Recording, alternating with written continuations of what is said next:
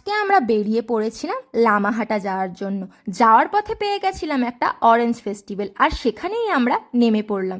এখানে প্রথমে নাম এন্ট্রি করতে হবে, তারপর সেখান থেকে দিয়ে দেবে একটা করে ব্যাগ প্রত্যেককে।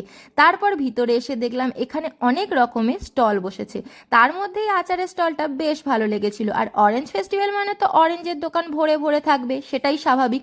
তারপর ওখান থেকে আমরা বেরিয়ে চলে গেছিলাম লামাহাটা। লামাহাটা এসে প্রথমে আমরা টিকিট কেটে ঢুকে পড়লাম পার্কের ভিতরে। এখানে এন্ট্রি ফি ছিল 20 টাকা করে। ভিতরে ঢুকে যেটা সবার প্রথম চোখে পড়লো, বিশাল বিশাল সব পাইন গাছ, আর সেই গাছে ঘেরা সুন্দর সাজানো একটি বাগান। এখান থেকে হেঁটে হেঁটে বেশ অনেকটা উপরে উঠে একটা ভিউ পয়েন্ট ছিল, সেখানেই যাওয়ার জন্য আমরা হাঁটা শুরু করলাম। তারপরে চলে এলাম সেই ভিউ পয়েন্টে। এসে দেখলাম এখানে আছে একটা বড় সড়ো লেক। স্থানীয়দের কাছে এটি একটি পবিত্র লেক। এবার আমরা আবার আস্তে আস্তে নিচের দিকে নেমে যাচ্ছি।